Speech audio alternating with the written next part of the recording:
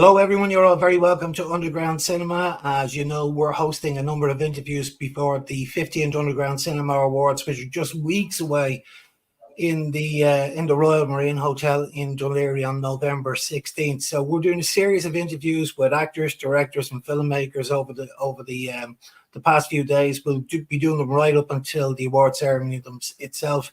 And I'm delighted to say today that we've got Peter McCarthy and Ben Conway, whose film Simon has been nominated for a multitude of awards.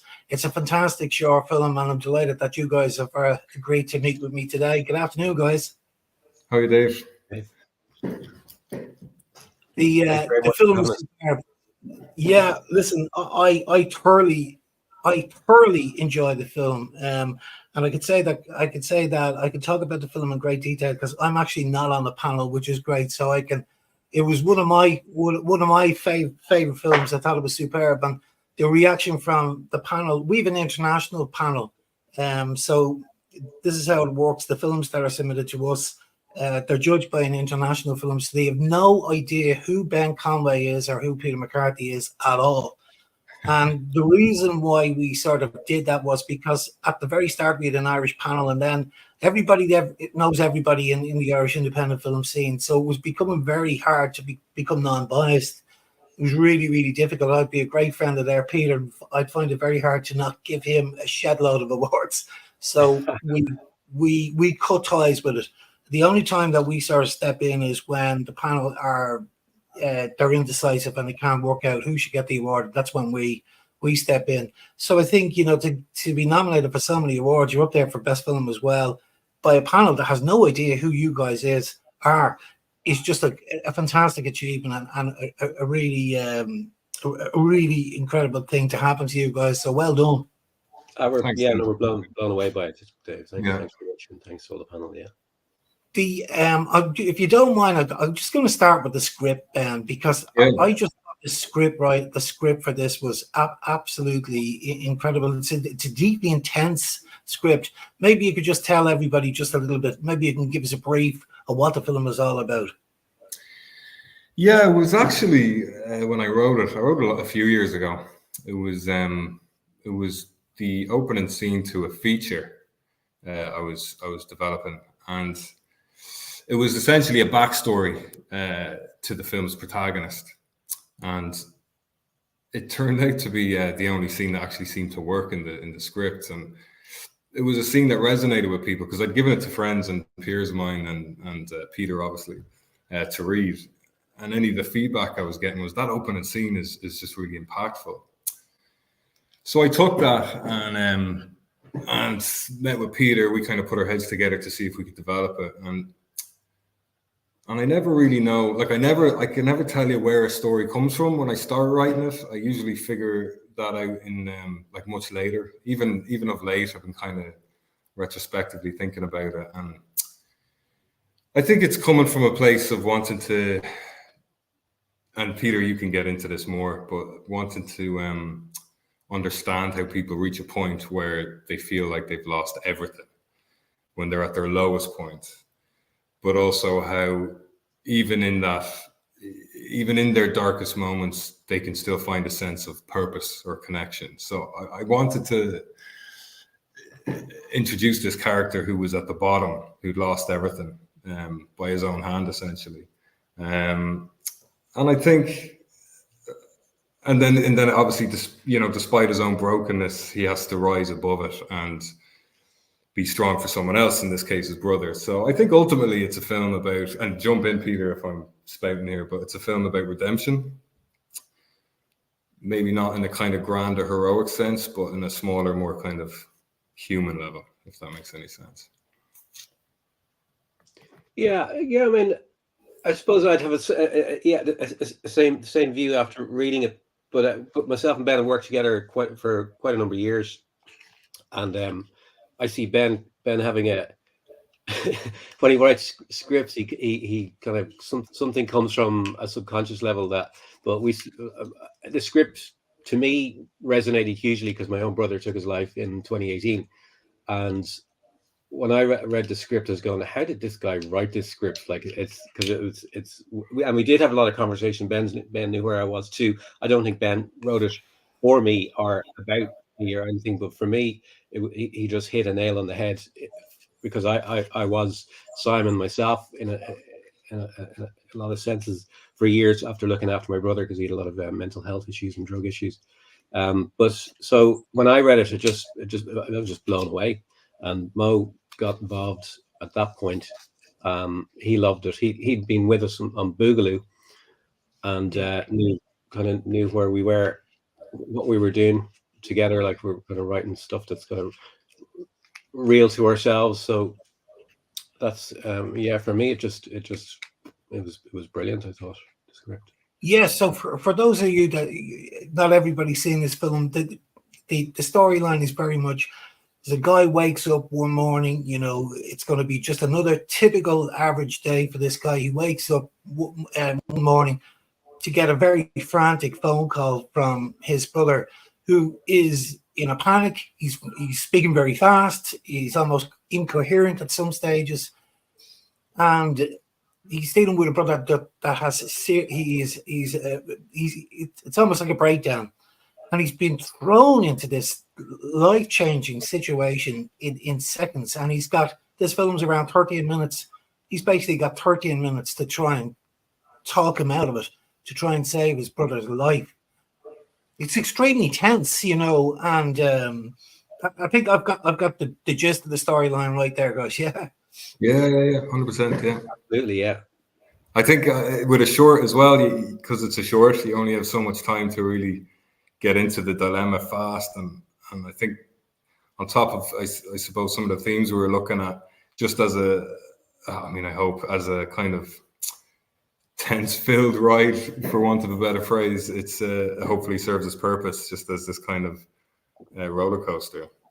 And it was to try and get into that fast and keep the reader obviously first and the audience held as much as we could. Yeah, like it's a brave script, and I also think you needed a very brave actor to take the lead role in that. Now, you mentioned Mo Dunford, and Mo's an absolutely fantastic actor, and I knew at some stage it just, the timing, was it, Peter? It just wasn't available at the time. Yeah, because we were pushing dates out, and we were juggling the location too, and Burschi as well. Like, I don't know how people do it with features or series or something, but we were juggling the short with Burschi. Burschi had a moment, Mo didn't. Then finally, Mo had a moment, Burschi didn't. So it was whoever it was, we Mo had to jump ship, and the guys, Rob Earley and Mark, they just pulled a blinder on that one. They'd worked with Aaron previously, and it just, everything fell into place. We were very lucky, to get Aaron. He got on. He was like days before we were to shoot, wasn't it, or a week maybe? Yeah, and it's an incredible feat, because originally you wrote it as a single shot. We knew we weren't going to do a single shot, but we wanted to do it like a couple of sneaky shots, maybe 1, 2, 3, 4, which is what we did. I think there's three in the middle. Yeah. And we're incredibly lucky getting somebody like Aaron, who's a huge theatrical background. So he was able to just hoover in everything pretty much 2 minutes before we were shooting. He was really, and then banging out whole scenes 5 minutes long. Like, I don't think you realized that we were shooting 5 minute long sort of sequences, like without cut. So he was prepped, obviously, but I don't think he realized that. So it's like the scene on the veranda, I think, is the longest scene with the cut either side, and he was essentially getting his lines down with maybe half an hour to go, and he nailed it. Every time he did it, he nailed it. He killed it. It was great. He was terrific. Yeah, he's an unbelievably gifted actor. He was nominated for a Best Actor award with us last year for a brilliant short film he did called Cree. So he's a very talented and very gifted actor. And when you watch, I know it's 13 minutes long, but it didn't even feel like 13 minutes long. You were so sucked into the film. It doesn't feel like any time, really. And before you know it's over. And that final shot, with Aaron walking into the water, you're freezing cold with him as well, and you're in shock. The way his body's going into shock the audience are going into shock as well. It was a great touch at the end, I have to say, without giving too much away, but it really is. And he played an absolute blinder. Brilliant performance. Oh, he's something else, yeah. We're very lucky to get him. Really lucky. Yeah. Now, you mentioned, sorry, Peter, yeah. Oh, he got it. Like when we had a couple of prep meetings, and it's almost like everybody we talked to who read the script, or we talked to, even the crew, the cast and crew, are just on set. They got it, and they something personal went to them. Like they knew somebody, or their brother or their cousin or a friend or in school, and they got it. And Aaron got it too. Like we talked to him about it, and he just said, "No, I know what this script is about. I have that experience too, somewhere in the background there." So that really helps. Really helped. And meanwhile, Mark, who was playing the brother, also on a call with Aaron in real time while we were shooting it, had to get to that sort of level every time, over and over again. He was hiding in the back of the truck as we were filming it, and was just hitting that emotional spot over and over again. And they were brilliant together. They were absolutely brilliant together. Not easy to do. He was producing as well, so not easy to do. You know, he's absolutely hysterical on the phone. But he pulls it off fantastic. I mean, you also mentioned Burschi Wojnar. He is, in my opinion, one of the best independent cinematographers in the game at the moment. The guy's incredible. He's brilliant to work with as well. He's such a gentleman. You know, his vision of the film is superb. He picked up the best cinematographer award with us, and you're talking about a one-shot film. He did. You may have probably seen it, Halo. He did it a couple of years back. It's about 10 minutes long, but it's all one shot, and it's absolutely incredible. Now, I was watching Simon as well, and I said to myself, these guys are going for it again. They're going for that one shot take. This is incredible. Now, I know that there was about four or five different shots in the film, but it didn't feel like there were 4 or 5. It felt like one continuous shot right the way through. You did what you set out to achieve. That the cinematography is incredible in this film. Absolutely, yeah, and the location as well. Burschi just fell in love with the location there too. Like, but Burschi's a real powerhouse to work with. He's not afraid of anything and jumps straight in. Yeah, he's brilliant. Great work balance. The location was superb as well, because we're all familiar with Dunleary. I'm from Dunleary, so I recognised it instantly. Killiney Beach there with the stony, with the stones, the grey stones everywhere, and I think you shot at the right time of the year as well. Like that wouldn't work as well if it was in the summer with the sun, you know, blinding out of the sky. It looked cold.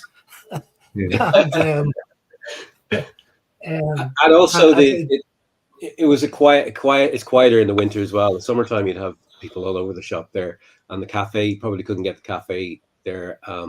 So we were blessed with at the time of the year with the weather, and there were some moments there where Aaron had just come to a point in the scene, and the clouds break and the sun beams down, or it goes darker at a darker point, and it was like the weather was working for us. It was unbelievable. Yeah, even the yellow Jeep on the beach worked, you know, because all this grayness around you, and there's this sunny yellow Jeep smack in the middle of a camera shot. There was something. We kind of did a little bit of that on purpose. Not quite. We looked at the location, and there was a lot. There's kind of yellow and red, so we kind of went with a sort of a yellowy red. Outside was like you'll see canoes, and just very subtly. There's a yellow and red contrast to that kind of winter color, yeah. And that car came last minute. The vehicle came last minute too, didn't it, Peter? You hadn't planned on using that. It was one of the owners. There's something about it. It looks great on the poster as well for the film. You know, there's just something about it. It looks really well. I was wondering, you know, when it comes to when you're trying to do you know, a one-shot film, or, you know, maybe a 5-shot film, or, you know, how much preparation was it rehearsed much? Were there many takes involved?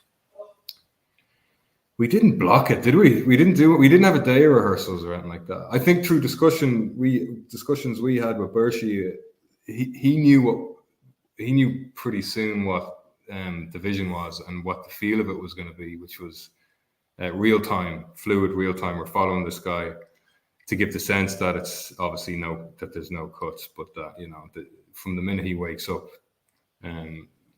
we're with him, and it's to convey that feeling of we're in his shoes, essentially, we're in his head.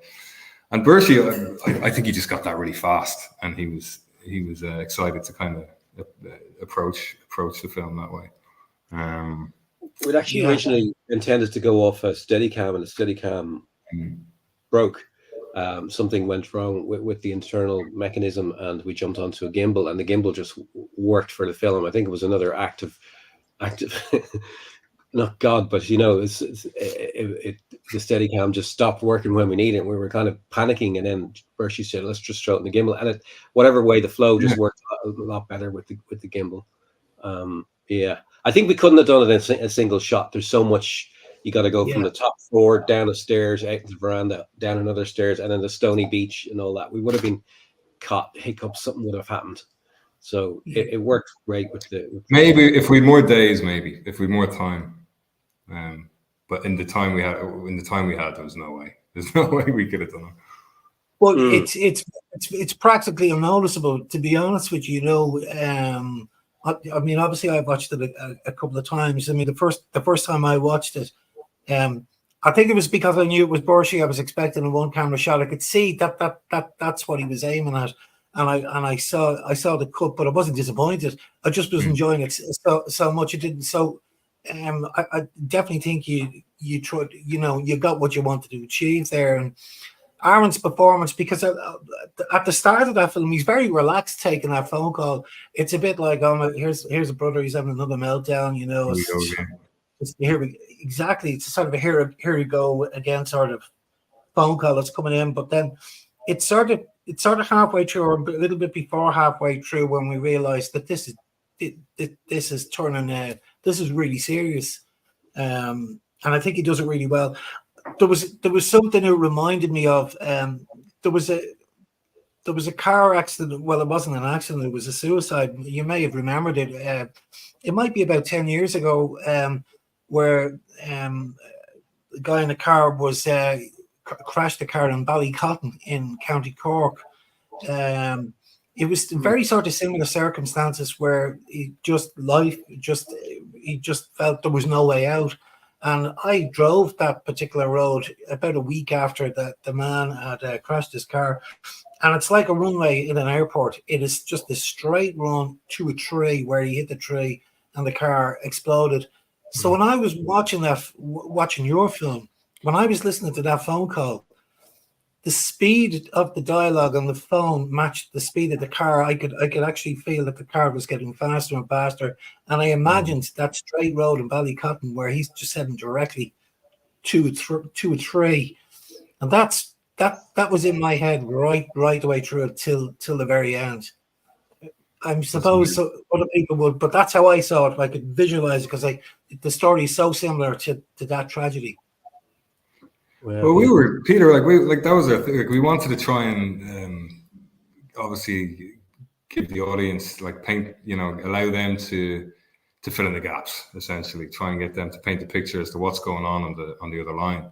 That's why it's amazing to hear that, Dave, that feedback, because it's that's kind of what we set out to do as well, is to our heads are in it too much, obviously, me and Peter's, but to just get other people's take on what is it that they saw in their mind's eye, what was going on for them, what kind of, because I'm always drawn to those films of what you don't see, those things that, violence you don't see, or moments of conflict or terror that you don't see, but it's conveyed in a way that it's up to you to make up your mind or to paint the picture. In a way, it's more impactful and horrifying, or it can be. Yeah, it's also the pure helplessness of Aaron's character. There's literally nothing that he can do to talk his brother out of the situation. He's doing his utmost. It's a life and death situation. Imagine being put into a situation like that. It's just you know, you wake up in the morning and then 10 minutes later your brother's gone, you know, and you couldn't save him. And how do you live with yourself as well? You know, you've got to, when somebody does something like that, the ramifications are huge, because, and Peter would know better than anybody else, because the family struggled with it for so long after that. It's very, very difficult, you know. I think this film will resonate with an awful lot of people, you know, when, you know, I know it's done well in the festival circuit, but I think everybody's been touched in some way by, everybody seems to know somebody that has committed suicide, or and I think this film will resonate with an awful lot of people, some more so than others. So what has the reaction been like on the festival circuit so far? We did very well in Cork Fastnet. We won the top 2 prizes there, and a load of cash, which was helpful. But yeah, it's done great. We've done brilliant in France. We won a quite a big festival in Lille, the European Festival of Lille, and you know, it's tricky to get into. We did try and get some into some of the bigger festivals, like in the States and stuff like that. It is tricky. They've got such like, some of them have like 5,000 entries or something like that. So we were aiming for some of those, but we're very happy with where it's gone. Really happy. She's Underground Film Festival getting 6 nominations. It's class. Yeah, no, I'm delighted that it definitely deserves the nods. You know, it was really difficult this year because the standards started going through the roof. I mean, we talked about 15 years ago, Peter, you know, we were struggling to get some, you know, a lot of the high quality short films in. But that was back in the day when, you know, when if you wanted to edit your film, you'd have to hire a film base in Dublin for a couple of days, and it cost a fortune. Nowadays, people are able to do post-production in their bedroom. The technology is so good now at the moment, and the other thing as well that we noticed over the past, say, 2 years in particular, is story writing has got really good. Some of it is down to COVID, where people have a lot more time on their hands to write,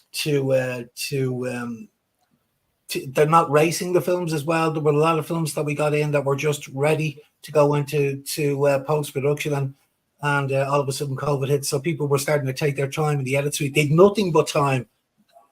I see you nodding your head like mad, Ben. Yeah, no, I was the same. Yeah, I got so much done during COVID. A lot of work done during COVID. Yeah, I mean that's a positive out of a negative situation. You know, I mean, an awful lot of writers and filmmakers were able to spend a bit more time making sure that the film. There's a tendency, I think, sometimes to rush. We have a tendency to rush to try and get a film ready for Galway or get it ready for Dublin, and you know, sometimes when you rush, you can drop the ball. And when you do go to Galway and watch it on the big screen, sometimes you're saying, "Oh, I wish I had done this differently. I wish I had done that differently. If I hadn't erased it." So that time with COVID was a great time for people to just take their time. And I think there's a lesson to be learned. Take your time, and you know, you're going to have a really top class project at the end of it. Film festivals aren't the be all and the end all. You know, you need to get your film right, and then send it out to win the awards or out to market.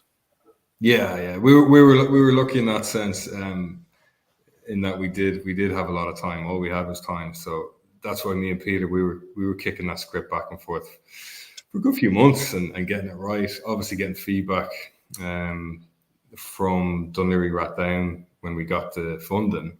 Sarah Gunn was unbelievably helpful, getting her take, and obviously just anyone who'd read it, people were just willing to read. They weren't as busy as normal. Even getting Mo on it, and getting his eyes on it, and everyone else and the lads.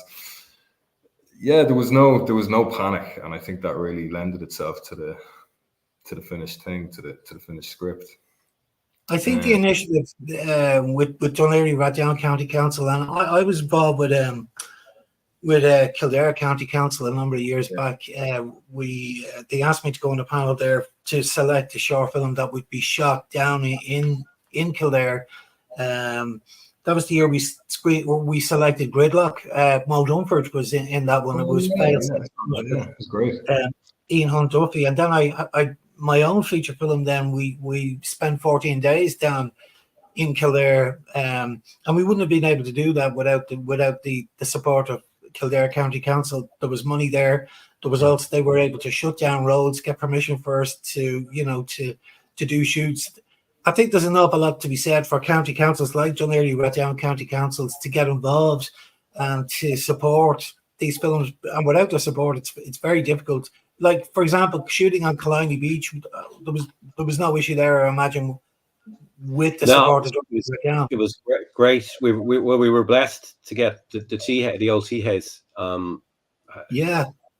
The owner happens to be my second cousin, but that didn't make it any easier trying to get it. But he was very good to us. And so they said, well, if you got the tea house, you got the beach.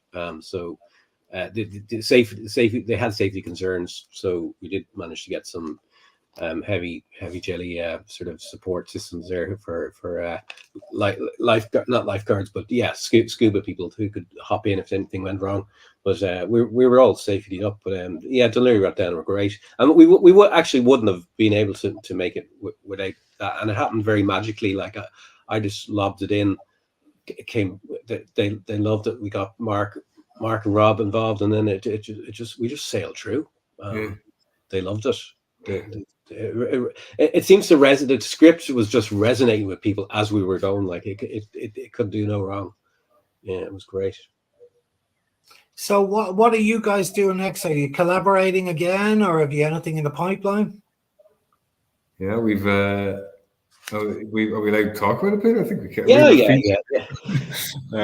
We're working on a feature. We've been working on a feature for a while, for the last kind of year and a half, with the help of Sarah Gunn too, who helped us on Simon, as a script editor. She's been instrumental. But yeah, we're where are we with it? We haven't had a catch up. We're sending it out into the cosmos, are we? It's probably a bigger budget.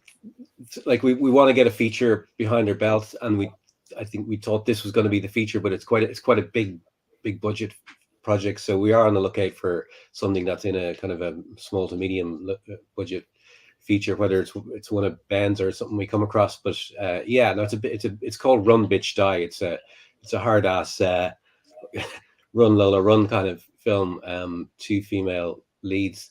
The name kind of sounds a bit not what the film's about, but it's a gangster movie. We're hawking that around the UK, and we've got a good few people looking at it at the moment, including actors in the UK. So, great. Yeah. That sounds fantastic. The thing about a feature is there's such a different animal, to a short film, as you guys know. So probably with a feature film, are you looking for a name for a feature film? Because that's unfortunately, that's what a lot of your agents or your distributors are looking for. So the first thing they ask for is a name. Who's in it? They don't really care about the script. I noticed that in Galway, the marketplace. You sit down, you pitch it, and the first question you're asked is who's in it. Yeah. We are at that point where we're at that point now at the moment. Yeah. It's early days. It's getting positive feedback. It's very early days, though. Yeah. Fingers crossed. Well, look, I wish you guys the very, very best of luck. I hope it goes really well for you when you do get to make the feature. Keep in touch and let us know how it's coming along. And look, congratulations, 6 nods. That's absolutely fantastic. All thoroughly well deserved. You're in there with really strong films this year as well, which is great. That was brilliant. Thanks a million, and thanks to all you guys for having us and for all the nominations. Not at all. Okay, guys. Well, we'll leave it there. We'll wrap it up, and we'll chat to you soon. Thanks so much, Dave. Cheers. Really appreciate it. Thanks, Dave.